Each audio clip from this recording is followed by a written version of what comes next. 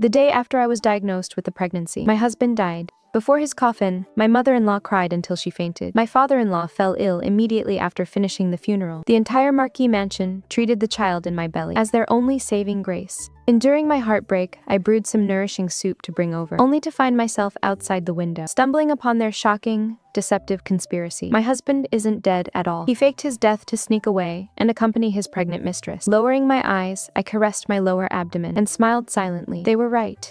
The child in my belly is indeed the Marquis Mansion's only hope now. 7 days ago, I was diagnosed with a pregnancy. Upon hearing the news, my husband was ecstatic. He said he would go to the temple in the suburbs to pray for the mother and child, and set off at dawn the next day. Who could have known that the horse would be startled halfway, sending both carriage and passenger plunging into a deep valley, never to be found again. When the tragic news reached the mansion, my mother-in-law was overcome with grief and fainted on the spot. The situation was critical. My pregnancy was also threatened by the shock, and the doctor instructed that I must rest quietly. My father-in-law barely managed to handle the funeral alone. Once the funeral services were over, he fell completely ill as well. As a filial daughter-in-law, I planned to brew some nourishing soup to visit them. Miss, the doctor warned you to stay in bed these few days. Bidao hurriedly came forward to support me, softly advising, "It is all right. My elders are bedridden. It is only right that I tend to them myself." The servants were all waiting outside the door. Seeing me arrive, they prepared to bow. I waved my hand, signaling everyone to remain quiet. Walking to the entrance of the courtyard, I deliberately slowed my pace. My parents-in-law were resting, so making too much noise would be inappropriate. I walked tiptoe along the corridor toward the inside. The door was not closed tightly, and voices could be heard coming from inside. Just as I was about to raise my hand to knock, I suddenly heard a sentence that made my entire body freeze on the spot. Wengshu said that the woman is pregnant, and he wants to stay there until the child is born before returning. This was my mother-in-law's voice. Have all the traces been cleaned up? My father-in-law's voice resounded, once more, kept very low. We must never let Qingyuan know the truth. Standing outside the door, I only felt icy cold all over. Grief and anger intertwined in my heart, making me almost suffocate. A faint pain also began to arise in my abdomen. I closed my eyes and took a deep breath. I must not lose my head. I absolutely cannot panic at this moment. I tightly held Bidao's hand and retreated very quietly to the corner of the corridor. Then, I let go of her and walked back to the doorway with normal footsteps. Madam, please walk slowly. Be careful, the path is slippery. Bidao raised her voice, deliberately letting the people in the room hear clearly. Not long after, the door opened. My father-in-law walked out. I curtsied, a gentle smile on my face. My visit here today was witnessed by many servants. I must not let any slip-up show. Upon returning to my room, I sat in front of the dressing table. The bronze mirror reflected a pale, haggard face, her eyes red and swollen from crying over the past few days. I stared at myself in the mirror for a long time, slowly raised my hand, and took off the white flower from my hair. The next day, I went to pay my respects to my parents-in-law again. As usual, I prepared restorative medicine and greeted the elders in a soft, gentle voice. I also asked how they had slept the previous night, and if they were feeling any better. My mother-in-law took the soup bowl and managed to squeeze out a smile. Much better. Your pregnancy has been unstable as well. There is no need to come over every day. You should stay in your room and rest. I replied, "It is no trouble at all. I am young and strong."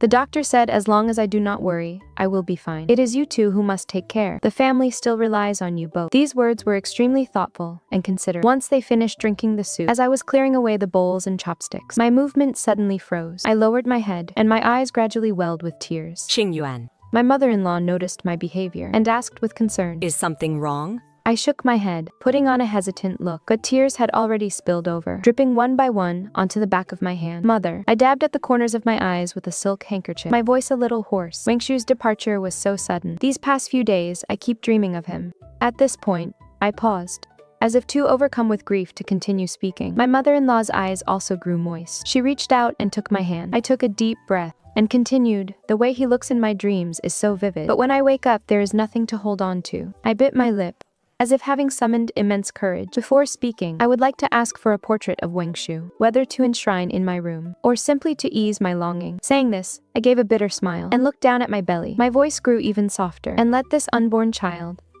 see their biological father. The room fell into a deep silence. My father-in-law glanced at my mother-in-law. My mother-in-law turned away to wipe her tears. I continued, "I wanted to paint it myself, but the physician said my pregnancy is unstable, and that I mustn't overexert myself. That is why I am asking the two of you for help." My father-in-law pondered for a long time, his expression shifting unpredictably. Perhaps he was calculating, or perhaps he was touched by these words. I lowered my head and waited for an answer, fingers pinching the hem of my dress. Very well. My father-in-law finally nodded. Focus on nurturing your pregnancy. Do not worry about the portrait.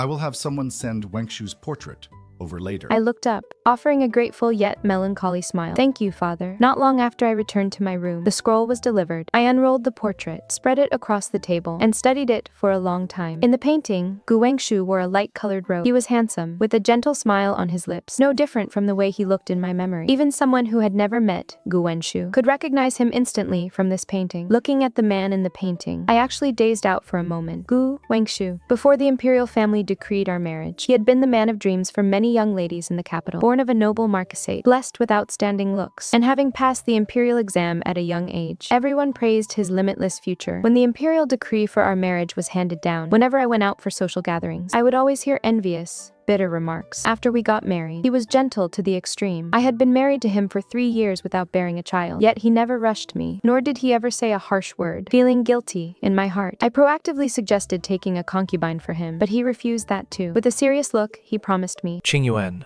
there will never be anyone else in my life. His sweet words were so pleasant to hear that they almost made me forget. My father is the prime minister, a crucial minister closest to the emperor, revered by everyone in the imperial court. In just 3 years of marrying me, he was promoted to the 5th rank. His promotion was so rapid that it drew the envy of countless people. He feared the Lin family, feared my father's power in the court, and feared the background of my mother's clan, so much so that he didn't dare to take a concubine, nor did he dare to bring his beloved back to the manor. That was why he hid her so deeply, even resorting to faking his own death to escape, rather than openly explaining it to me. The more considerate he was to me, the more understanding he appeared, the more terrified he actually was in his heart. Having figured all this out, I surprisingly didn't feel much heartache anymore. I pulled my thoughts back, rolled the scroll back up, spread out the paper and ink, and wrote a letter.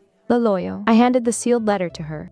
Have our own people handle this. Deliver the letter back to the Lin family and hand it to my father personally. I sat by the window, looking at the crabapple tree in the yard that Gu Wengshu had planted himself, and gently caressed my belly. Gu Wengshu, since you are already dead, then don't ever come back. Gu Wengshu had hidden himself very secretly. A month later, that father sent back news. We caught him. He is in the south. Going there by carriage would take 2 to 3 days. After reading the letter, I sat in a daze by the window for a long while. Starting the next day, I began to put on a show with Bitao. At night, Bitao and I stayed awake until dawn before sleeping. When I got up, I purposely rubbed my eyes red, making it look like I had cried the entire night. When the servants brought in the meals and saw me in this state, they began to whisper among themselves in private. The young mistress has spent another sleepless night, weeping secretly before the young master's portrait. This went on for several days in a row. Several famous doctors were called in, and their conclusions were all similar. The madam has fallen ill from longing. Extreme grief has damaged her health. Once these words spread, the entire household praised my deep devotion. When my parents-in-law heard about this, they could no longer sit idly by and came to visit me in person. I leaned against the headboard, wearing no makeup, his face pale, with dark circles under my eyes. Seeing them enter the room, I struggled to sit up, but my mother-in-law gently pressed me back down. Hurry, lie back down. My mother-in-law took my hand, tears falling from her eyes first. It has only been a few days. How have you grown so thin and frail? I forced a weak, bitter smile. My father-in-law stood to the side, looking at my haggard appearance, his brow tightly furrowed. He hesitated to speak, as if about to say something, but in the end, he only let out a long sigh. I lowered my head, tears sliding down my cheeks. My voice was hoarse and sounded extremely weak. Father, mother. Every corner of this marquise's manor is filled with his shadow. When I close my eyes, I see him, and when I open them, he is still there. I can't go on. I covered my face and wept softly. My mother-in-law also began to shed tears, her hands trembling uncontrollably. She seemed even more heartbroken than I was, which almost made me break character. Gradually, I calmed down and looked down to caress my belly. But for the sake of the child Wengshu and I share, I must be strong and recover my health. This child is the only memory he left behind. If this child is gone too, I will have absolutely nothing left to hope for. My parents-in-law nodded, repeatedly in agreement. I paused for a moment, as if making a monumental decision, before speaking again. So I would like to return to my parents' home and stay there for a while. My mother-in-law looked up abruptly, a flash of alarm crossing her face. But that trace of panic vanished in an instant. Seeing her reaction, I couldn't help but think of a thief with a guilty conscience. That works too. My mother-in-law said, her tone carrying a touch of apologetic gentleness. Your health is what matters most. It is good to go back to your parents' home to recuperate. Your mother is detail-oriented, so she will surely take good care of you. My father-in-law also voiced his agreement, speaking in a very solemn tone. Qingyuan,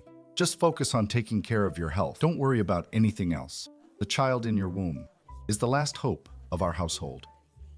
If it is a boy, we will request the title of heir apparent as soon as he is born. If it is a girl, we will find a husband to marry into our family in the future. Everything in this estate will belong to this child. My eyes welled up with tears of gratitude. After giving me a few more instructions on recuperating, they rose and left. Their footsteps gradually faded away. Leaning against the pillow, I wiped away the tears from my face and let out a silent, cold sneer. Gu Wengshu, my excuses for getting rid of you now include my parents-in-law. Those words just now said everything in the estate would go to this child. But they forgot you have another woman out there. And she is also carrying your child. When that child is born, and you bring that mother and child back, will this marquise's estate still be left for my child? I dare not gamble, and there is absolutely no need to gamble. I looked down at my stomach, gently caressed myself, and murmured in a low voice, "Child, what your father owes us, Mother will claim it back in person." 3 days later, I saw Gu Wengshu. The carriage stopped at the entrance of the residence. I lifted a corner of the curtain and saw the scene inside the courtyard from afar. Gu Wengshu was carefully supporting a heavily pregnant woman walking around the courtyard. The woman whispered a few words, and he leaned down to listen. The expression on his profile incredibly tender, with a smile on his lips. That was a smile I had never seen before. He was always refined and courteous in front of me. I actually didn't know he could smile like that. "Go on." I lowered my eyes and commanded calmly. The people behind me immediately took action. There were over 100 guards dispatched by my father, all of them elite veterans retired from the military. They surrounded the place silently, and in an instant, they blocked the courtyard completely. A few screams came from inside, and then it went quiet. After confirming that the inside was under control, Bidao carefully helped me out of the carriage. When I stepped through the courtyard gate, Gu Wengshu was being held down by his shoulders by 2 guards, kneeling in the dirt. The woman beside him was also restrained, her face deathly pale, shivering with her large belly.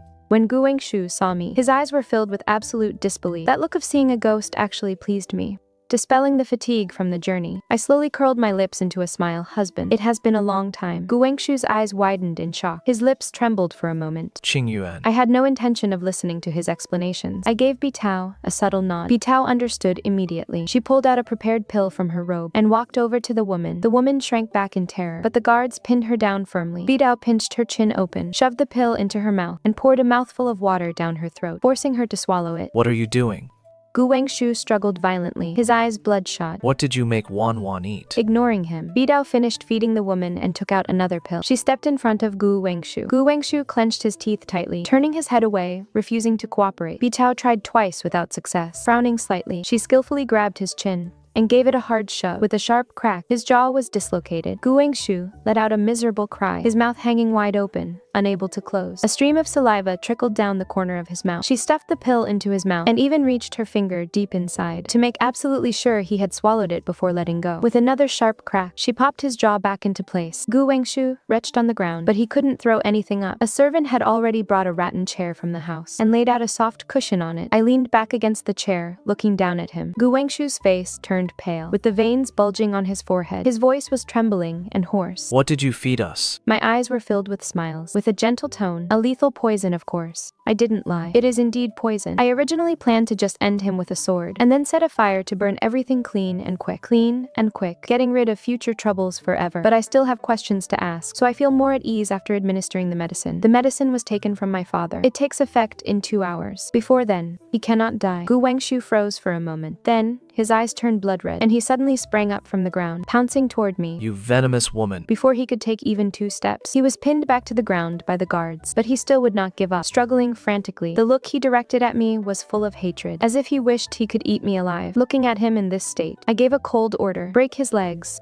My tone was steady, as if the man standing opposite me were not my husband. The guards did not hesitate. A crisp sound of bone cracking was accompanied by a pained groan. He collapsed entirely onto the ground, large drops of cold sweat dripping down. Would never be able to stand on his feet again. Only then did I feel a bit of satisfaction, having vented some of my anger. My gaze turned to the shivering woman on the side. She was hiding in the corner, restrained by 2 guards. Her pregnant body was trembling and unsteady, with tears streaming down her face. Her fingers clutched her collar tightly, her knuckles turning white. "Your name is Shen Qingquan." I looked at her and spoke leisurely. "His distant relative.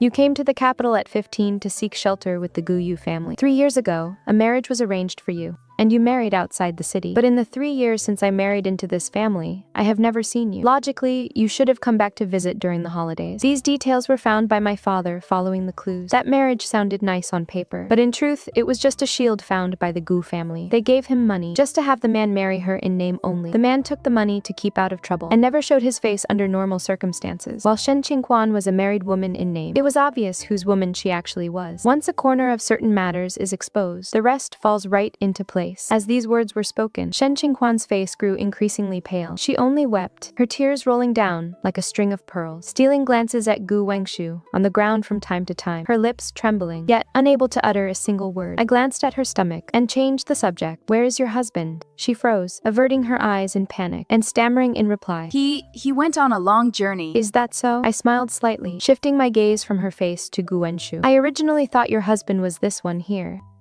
Her whole body stiffened. Gu Wengshu, lying flat on the ground, suddenly snapped his head up upon hearing this. I smiled again, my tone softening significantly, as if I were just making small talk with her. "How many months?" Her lips trembled, still unable to form a complete sentence. I stared at her highly swollen belly, gazing at it for a long while. "Looks like 8 months." As soon as those words fell, the courtyard fell so silent that only heavy breathing and low sobbing remained. 8 months? The one in my belly is only 3 months old. I suddenly laughed. I slowly turned my gaze to Gu Wengshu. "Take her inside." Bai Tao understood. She gestured for the guards to hoist Shen Qingguan and take her inside. Shen Qingguan struggled a few times, looking back at the man, but Bai Tao shoved her, sending her stumbling through the door, which then shut behind her. The scenes that were to follow might frighten her. With that belly of hers, if she saw blood, it would be troublesome if the shock triggered premature labor. I certainly didn't want her giving birth just yet. The courtyard fell completely silent. I slowly walked over to Gu Wengshu. I stood still right in front of him. He was collapsed on the ground, his legs twisted at a bizarre angle, drenched in sweat, his eyes glaring at me, filled with hatred. I lowered my head, raising my foot to stomp on his fingers. I yawned. He shrieked repeatedly in pain, trying to pull his hand back, but I only ground my foot down harder. My foot repeatedly crushed his knuckles, making a crunching sound beneath my sole. His screams were agonizing. Qingyuan, you. Bitao lunged forward and slapped him across the face with all her might. Gu Wengshu's head snapped to the side, blood trickling from the corner of his mouth as half of his face quickly swelled up. How dare you address the heir's consort by her given name? Bitao said disdainfully. I drew my foot back and looked down at him condescendingly. The successor to the Marquise's estate in the capital is dead. Before us now is merely a merchant named Lin Shu, whose wife is Shen Qingguan. I looked down, staring at him. A year ago, I took the initiative to suggest you take a concubine. You declined. Gu Wengshu lay flat on the ground, gasping for breath, saying nothing. A year later, for the sake of this woman, you would abandon your parents' wife and child, just to fake your own death. I paused for a moment. What on earth are you after? I was truly baffled and deeply perplexed. I honestly could not understand. I had given him the opportunity to do this properly and respectably. If he wanted a concubine, I would have arranged it for him. If he didn't like my choices, he could have found someone himself. I consider myself a reasonable person, not prone to jealousy. I never once stood in his way. Yet, he flatly refused. He insisted on turning it down, insisted on playing the part of a deeply devoted husband, only to destroy everything with his own hands and trample my dignity into the mud. His expression shifted repeatedly, but he remained silent. Looking at him in this state, I found it utterly ridiculous. An idea crossed my mind, absurd to the point of being laughable, but I asked him anyway. Could it be that you truly loved this woman and felt that making her a concubine would wrong her? Gu Wengshu finally chose to speak. He struggled to lift his head, blood staining the corner of his mouth, his eyes filled with nothing but mockery. What do you know? His voice was hoarse. I've seen plenty of women like you, born into noble families, proper and polite, generous on the surface, but full of vicious schemes behind closed doors. Concubines are nothing but playthings. I would never allow the woman I love to become a plaything. I stared at him coldly. So that is how it was. In his eyes, all my compromises, my thoughtfulness, and my efforts to maintain our relationship were nothing but a facade. You could have refused the betrothal. The Gu family isn't the only noble house in the capital. It wasn't as if I had no choice but to marry you. He let out a cold laugh, which irritated his wounds. You think I wanted to marry you? My parents forced me to marry you by threatening Qingwan's life. Suddenly, I found it somewhat ironic to think the reason was so absurd. You are the only son of the Marquis. I looked at him, my gaze ice cold. If you had staked your own life to resist, what could they have possibly done to you? You have no spine. I said, you didn't have the guts to defy your parents, nor did you have the guts to divorce me, much less the guts to welcome her into our home. All you could do was fake your death and hide here like a coward. I looked down at his pathetic, wretched state. You are nothing but a coward. The poison was beginning to take effect. His entire body trembled uncontrollably. I watched Gu Wengshu with cold detachment. Gu Wengshu suddenly looked up, forcing a weak smile. His tone suddenly grew soft and pleading. Qingyuan, this was my fault. I admit I was wrong. I'll go back with you today. Can we go back to the way we were before? He gazed at me, his eyes even welling with tears. That appearance of his was the spitting image of the false front he put on whenever he apologized in the past. I stared at him and answered calmly, Gu Wengshu, you are going to die today. The smile on his face froze instantly. His expression changed abruptly, glaring at me with sheer malice. Do you think you can walk away scot-free if you kill me? His words came through gritted teeth. My father will surely avenge me. By then, your reputation will be ruined, and you will die a miserable death. I looked up at him, my gaze calm and undisturbed. The person I am killing is the smuggler, Lin Shu. What does that have to do with the heir of the Marquise's estate? His expression completely froze. Hasn't the heir of the Marquise's estate been dead for a long time? I tilted my head slightly, my tone carrying a hint of confusion. His funeral was held long ago. Everyone in the capital knows this. Gu Wangshu opened his mouth, but could not utter a single word. I withdrew my gaze and turned back into the room. Behind me came his hoarse howling, slurred and incoherent, sounding like a curse, yet also like a plea for survival. I did not look back at him. There was still another person in the room. Entering the room, Shen Qingquan wept as she struggled to kneel before me. Her belly was so large that her body teetered as she knelt, only steadying herself by supporting her weight with both hands on the floor. Bidao looked at me. I shook my head gently, signaling her not to help. My lady, I really had no choice. From the moment he forced himself into my life was no longer my own. I have no power or influence. I couldn't even say no. I just want to live. My lady. She wept so pitifully, her shoulders trembling uncontrollably. Her beautiful, tear-stained face was indeed enough to arouse pity. I studied her, not knowing what to feel in my heart. I spoke slowly. You are also a pitiful soul. I will not kill you. She suddenly looked up, tears still on her face. I gave a soft laugh. It was his fault from beginning to end. What crime have you committed? She was stunned. Her tears flowed even faster. She wiped her face haphazardly, her voice trembling with sobs, as she asked tentatively, Then the antidote. I gave a soft chuckle. I'm not so cruel as to poison a pregnant woman. What I just fed you was only a pill to nourish your blood and chi. I paused for a moment, but you must cooperate and play a part in a play with me. With that said, she looked utterly bewildered, her tear-stained face filled with confusion. The door behind her opened, and a man walked in. Shen Qingquan looked up, instantly frozen in place. His appearance was an 80% match to Gu Wangshu. I looked at Shen Qinghuan's terrified face and said in a flat tone, Don't be afraid. I pointed at the person at the door and said, emphasizing each word, From now on, he is your husband.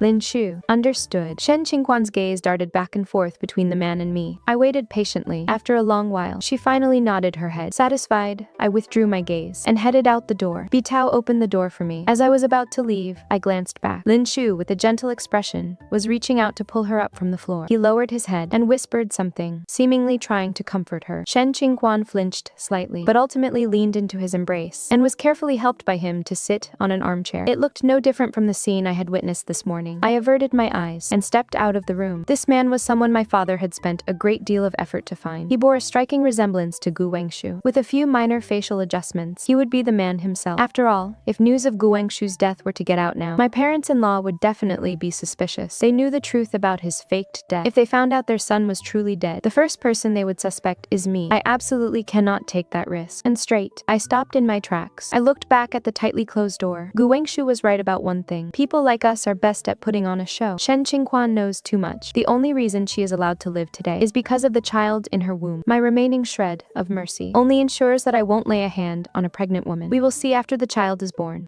Then, I hurried back to the Marquise's manor. Upon returning to the capital, I went to the temple to offer incense. When I returned to the manor, my parents-in-law were preparing for dinner. Both of them looked healthy and radiant, a far cry from their sickly appearance half a month ago. I was barely gone for half a month, yet their severe illnesses are completely cured. I glanced at them casually, then lowered my gaze. Father, mother. I stepped forward, my voice low and weak, carrying a hint of daze. Your daughter-in-law has returned. My mother-in-law put down her chopsticks, her face beaming with smiles. Qing Yuan, you're back. Quick, sit down. Have you eaten? I have. I stood by the table and did not sit down. I lowered my head, hesitating for a long time before speaking. Father, mother, there is something I do not know if I should mention. My father-in-law swept a glance at me. What is it? I pursed my lips, my voice growing even lower. That day, I went outside the city to pray for blessings. On the way back to the city, I think I saw Wangshu. The moment the words left my mouth, the atmosphere at the table instantly froze. My mother-in-law's face grew pale, and her chopsticks fell onto the table with a clatter, and shrieked.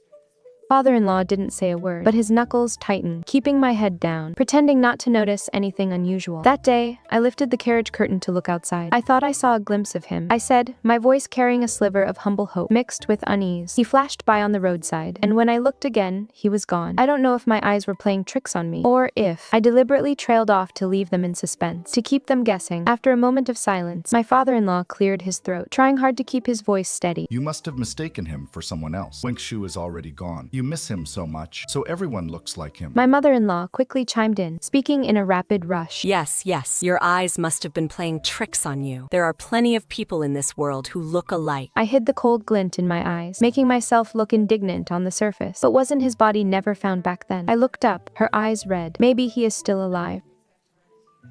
My father-in-law remained silent for a moment, his fingers tapping on the table. How about this?